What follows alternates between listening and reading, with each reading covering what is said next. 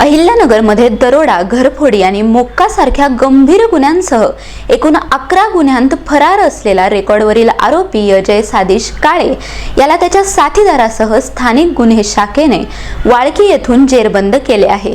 या कारवाईमुळे अकोले येथील घरफोडी व दरोड्याच्या गुन्ह्यासह जिल्ह्यातील एकूण 10 गुन्हे उघडकीस आले आहेत। अकोले तालुक्यातील औरंगपूर येथे 16 मे 2026 रोजी रात्री 3 वाजता अशोक वाळुंज यांच्या घरात 4 अनोळखी इसमांनी प्रवेश करून घरातील सोन्या चांदीचे दागिने व रोख रक्कम लुटून नेली होती।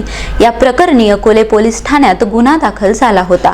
पोलीस निरीक्षक संतोष मुटकुळे यांच्या मार्गदर्शनाखाली पौपनी कृष्णकुमार सेदवाड यांच्या पथकाने तांत्रिक विश्लेषण व गुप्त माहितीच्या आधारे 14 जुलै 2026 रोजी वाळकी शिवारात सापळा रचून अजय सादिश काळे वय 24 राहणार वाळुंज आणि अक्षय उर्फ सोन्या अर्पण भोसले वय 26 राहणार घाणेगाव यांना ताब्यात घेतले।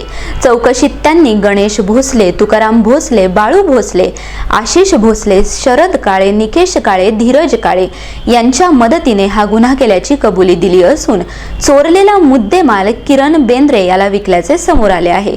आरोपी अजय काळे हा सुपा, पारनेर, भिंगार, MIDC आणि चाकण येथील दरोडा आणि मोक्कासह 11 गुन्ह्यांत फरार होता, तर अक्षय भोसले हा पारनेर आणि चाकण येथील 4 गुन्ह्यांत फरार होता। या दोघांनी अकोले, पारनेर, आश्वी, राहाता, लोणी, घारगाव आणि अहिल्यानगर तालुका येथील मिळून 10 गुन्हे कबूल केले आहे। दोन्ही आरोपींना पुढील तपासासाठी अकोले पोलीस स्टेशनच्या ताब्यात देण्यात आले असून ही कारवाई पोलीस अधीक्षक मुम्मक्का सुदर्शन यांच्या मार्गदर्शनाखाली करण्यात आली। NTV news Marathi, Ahilyanagar.